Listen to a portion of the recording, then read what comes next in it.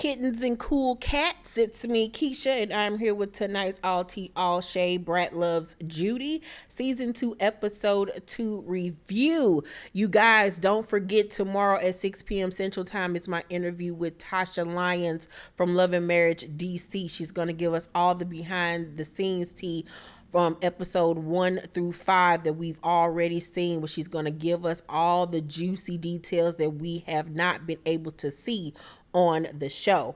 Also, you guys, next Tuesday will be a teaser episode of me and Sharita's upcoming podcast. It started with Wanda. Get ready. It's so funny. It'll be airing next Tuesday on the Color Me Pynk channel at 6 p.m. Central Time. And you guys, my Keisha capsule collection with Pretty Girl Parlor Curvy Teak will be dropping on June 24th. My video with all of the outfits, me breaking them down, giving you the price points for everything, will be dropping that Thursday, June 23rd at 6 p.m. Central Time. So get ready, you guys. This is for my plus size girls. If this collection does well, then in our next one, we have decided that we will do plus size and try to incorporate some, petite sizes as well. But plus size girls, get ready. You're going to love the looks. Please sell everything out. I really, really want you guys to support. But let's get into tonight's episode.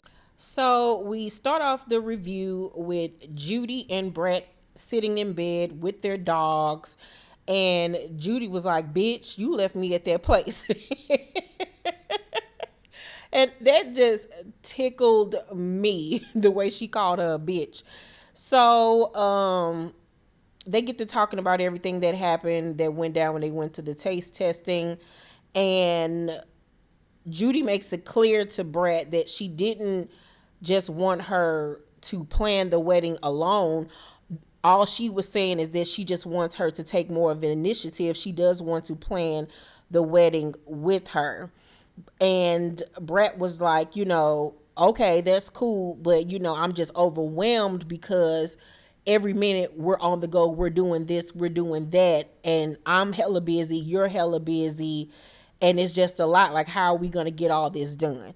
So Judy was like, you know what, we're about to head to New Orleans to be in this parade. Let's just concentrate on that for right now, having some fun, going to New Orleans, having some drinks, and just letting loose. And when we come back, we can get back to this whole wedding situation, and they make up. The one thing that I will say about Brat and Judy is that even though they have really explosive fights that can sometimes get disrespectful with the way that they handle each other, they do have good communication skills when things have died down and emotions have, died down and cleared, where they can talk to each other in a very sensible way and find a way to compromise or come to a conclusion. I just wish that they were able to get to that place before the arguments and storm offs and stuff happen. If they can navigate that and learn that, they'll be fine. I really honestly truly believe that. So after that, we see Judy having a meeting with her Kaleidoscope employees. One of them is Niera, and they have now created Kaleidoscope products with the miracle drops in all of them. So all you bald head bitches out there now, y'all can really get y'all hair to grow and get them edges to be filled in, honey. So Niera asks Judy, has she told the Brat about their, promotional idea, how they want to market this? She was like, no, girl, I have not. It's your idea. You gonna have to take it to her. So she was like, call her in here. So Judy calls Brat in there, but she calls the Brat beautiful. I don't know what it is about people from Atlanta, or I guess even New Orleans, that cannot say the word beautiful, but her nickname for Brat is beautiful with an R in it. And Brat's nickname for her is baby. So it's baby and beautiful.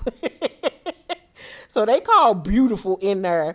And she sits down and they tell her, that they've come up with this concept for a really dope idea for a commercial or whatever, or promo for this new line. And Niera tells her that they want them to be in a hospital room, and for one of them to be laying on a bed and the other one is rubbing that person's belly, and it's like they're pregnant. And then when a doctor does a sonogram and you look at the screen, you see the products. So Brat was like, oh my God, like, wow, like it kind of caught her off guard. And then when the idea sunk in that, oh my God, people are going to think that we actually pregnant, because they're going to release the first part of it, just the pregnancy part first, and then the to be continued will be the product. So people will initially think that they're having a baby, which is, huge or whatever. So she was like, oh Lord, like, I don't know about this. This is a lot. But in the end, she ends up agreeing to do it. So I think that's a genius idea, though, for marketing. I really honestly do think that is a dope ass promotional idea, but it will get, certain people, of course, upset, like family and friends. I think they should have at least let their family and friends know what it was, at least a few people, so they wouldn't be like, what the fuck is going on here? But it's a genius marketing idea. So then we see the Brat go dress shopping for the wedding. She's looking for her bridal gown, and she has her 3 male besties with her. She has her male cousin with her, the guy that used to do her hair, and I forgot who the other guy was. I was very shocked that she went dress shopping without her mom or Lisa Ray. I really was shocked by that, especially considering everything her and Lisa Ray have recently been going through. I would have thought that she would be more cognizant to include her in that, especially since that was a part of the reason why they had fell out in the first place, because she wasn't including Lisa in a lot of her big moments in her life. And we also know how close she is to her mom. So I was shocked that she went dress shopping without them. But nonetheless, she's there, and she makes it clear that she does not want the traditional wedding dress. She wants something that looks like a tuxedo at the top and then goes down into a dress. And y'all know I hated her bridal gown for her wedding. I didn't really care for either one of their outfits. It was just, it wasn't my taste at all. So she goes in to try on her first dress, and she's nervous because we all know that the Brat is not a girly girl. She keeps her makeup and her hair done, but other than that, she wears big baggy clothes to conceal her body. So she comes out in her first dress, and I must say that this trumpet style, I think that's trumpet style or something like that, or fit and flare, I think it's fit and flare dress, really hugged her curves perfectly. Like, she has a great body. I did not like the bottom of the dress because it cut her legs off and made her look short. If you are a short woman, you do not need a dress like this. It cuts you off and it makes you look weird as far as your body. But the upper part of it was everything. And I especially love when they put her on the podium and added the cape. I was like, she should have did something like this, where she still have that feeling of being in like some type of like suit or armor, but it's done in a more classic, elegant way. But she looked great, and even her male counterparts felt the same. The Brat is just immediately overwhelmed by the entire experience, and I think it was also a very eye-opening and just like magical moment for her, because she doesn't dress up like that ever. So I think it was really a shocking moment for her to see herself in such like a princess type dress, and it kind of like tapped into, her femininity. So she immediately tears up and starts to cry, and she's just having, that moment that most brides have when they try on their dress.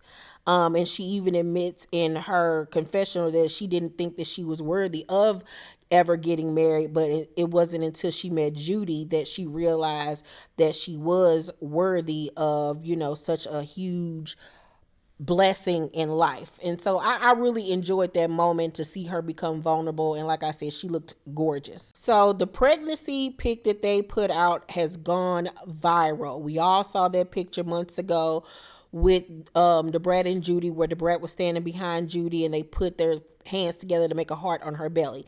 And everybody thought that they were expecting. It was huge news. Everybody was talking about it on the blogs and everything, that they were expecting their first child. So it has taken on a whole life of its own, and it's just gone out of control. People are calling them, emailing them, texting them, DMing them. Congratulations. Like, people are so excited and happy for them. And so Judy, like, Lord, what have we done? I have to say, those Gucci chairs that she had at her kitchen island, I need them in my life. They were fantastic. So we then see them in New Orleans, and that is the place where the Brat held her hand out in public for the first time. It was actually the first time that the Brat ever was, publicly affectionate with anybody ever. Out of all of her relationships in public, she'd never done it, but she's like, I just had to touch her. Like, I just had to be intimate with her. And that just shows that, she really cares for Judy, and how much and how hard she fell for her. So as they're sitting down eating, the Brat gets a text message from, somebody in her camp asking, has she gotten the engagement ring yet? And she was like, no, she's going to get it when she goes back to Atlanta, because she's going to now propose to Judy. Remember, Judy proposed to her. Now she wants to give Judy that moment of being proposed to, which is sweet. You know what I'm saying? Because anybody else, cheap ass, just would have been like, I see that bitch on the wedding day and give her ass a ring. I ain't buying her 2 rings. But she does it for her anyway. So while they're sitting there at the restaurant, Judy then brings up the picture, and the Brat was like, child, like, everybody hit me up. Like, this is crazy. But on the other side of this, it's kind of like everything happens for a reason, because she now wants to have a baby. She was like, it really kickstarted something in me. And Judy in her confession was like, with everything we got going on, I already got 3 kids. I ain't really been thinking about having no baby. So the conversation continues on, and the Brat was like, she don't want to carry the baby because, she ain't never been pregnant before. It's just a lot for her. So at this point now, they're going back and forth with like who would carry the child. And at the end of the conversation, Judy decides that, okay, let's do this. Let's have a baby with each other. I personally think that the Brat should carry the baby. I think that would be a really dope experience for her, especially since Judy has already carried the child. Now, Judy did tell her in the past, when they first started dating, that she would carry the baby for her. But it seemed like now she looking like, I don't know about that, Bernie. But I think if they do have a child, they would have to find the time to be able to be a parent, because especially they both got fucking 24-hour a day pretty much schedule. So how they gonna pistol in a baby, I don't really know, but they're gonna really have to learn how to slow down if they're gonna do this together. So they then go and visit Judy's mom, and Judy's mom asks, are they having a baby? Because, everybody been blowing her up, and they tell her that at first it was a marketing scheme, but now they have truly decided that they are going to have a baby. And her mother took the news very well. Wasn't no like, oh my God, 2 gay women having a baby. None of that. But her daughter, Judy's daughter, Deja, in her confession was like, shit, she must really love her to have another baby because she old. I was cracking up.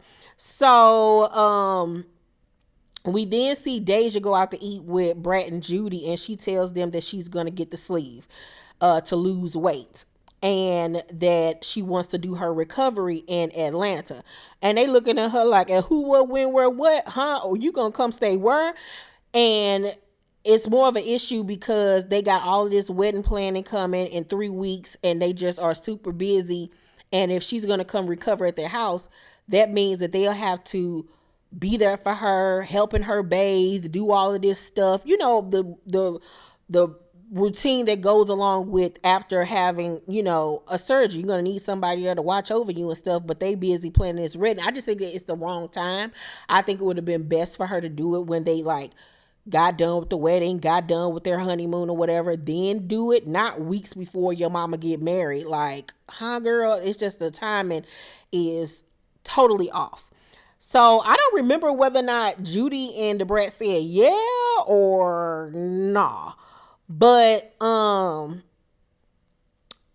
the next thing we see is Judy and her mother go to the nail shop to get their nails and stuff done, and Judy asks her mom, did she know about Deja getting this surgery done? And her mama was like, she told me about it, but it wasn't nothing definite. So Deja arrives, and the grandmother asks her immediately, like, why you ain't tell me? And she was like, it wasn't set in stone yet. I didn't really know what I wanted to do, but yeah, I'm going to do it or whatever. So then Judy asks about the esthetician class that she was supposed to be taking as far as getting her license and stuff.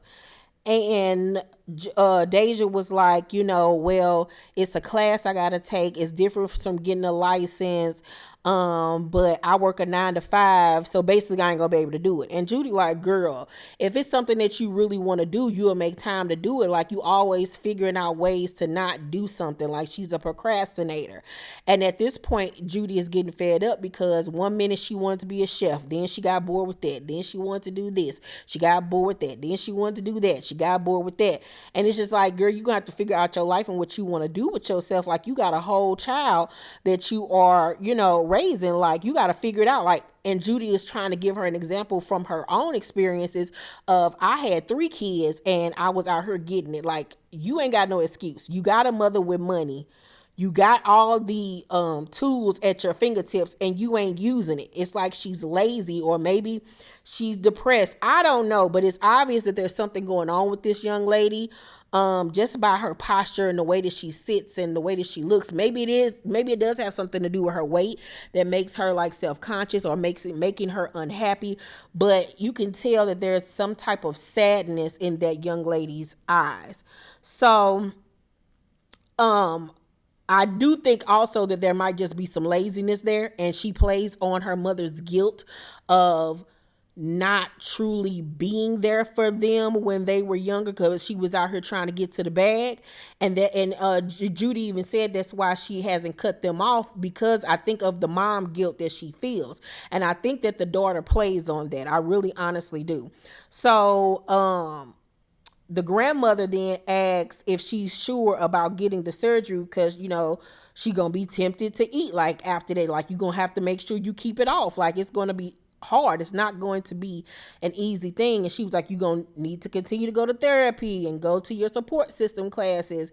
And then the daughter was like, she was unsure if she wanted to do it. And this goes back to exactly what Judy was saying. Like, one minute you adamant, I'm going to get the sleeve. Then next minute you like, you don't know what you want to do. She needs to be more than in therapy for weight loss. So she needs like therapy to me. So Judy started, kind of giving her advice and getting on her, and she's, sitting there crying.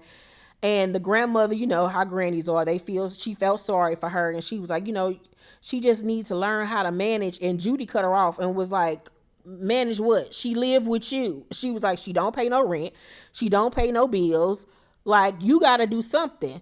And I agree 100%. Like, you got to get up off your ass and do something. I think that it's going to take, well, obviously Judy still does for her, but I think it's to the point where Judy like, you ain't coming to stay here. Like, you going to get your ass up and do something. I think it's going to take for the grandmother to finally put her foot down. Like, you got a time limit of when you going to have to get out of here, get you your own place. Like, you have no excuse of not having shit when your mama's a multimillionaire. Like, absolutely no excuse, young lady. So the grandmother was like, y'all like oil and water. And Judy took offense to that. And in her confessional, she was like, I feel like she was saying in a way like, we don't get along with each other. And I'm looking like, where the hell that come from? So Judy even says to her mom, when you say that, it makes me feel like she needs to be in Atlanta with me. Like, cause I don't want nobody thinking that like me and my child don't get along. But it's obvious that there is major work that needs to be done there between mother and daughter. Whatever maybe like resentment that the little girl might have towards Judy, and Judy having mom guilt or whatever, they need to work on that. some tough love needs to be given to Deja. She got to get it the fuck together, because I myself understand exactly where Judy's coming from. I was a teen mom, you know what I'm saying? But I never let that stop me from getting to the bag and accomplishing my dreams. Like, if you want something bad enough, you're going to work hard to do it. So that's my review on Brat Loves Judy. Overall, I give tonight's episode a B+. It was entertaining. It was good for what it was. Let me know what you guys thought about tonight's episode down below in the comment section. Make sure to thumbs up this video, like and subscribe, and hit that notification bell button. I love you, and I will see you on the next video. Bye.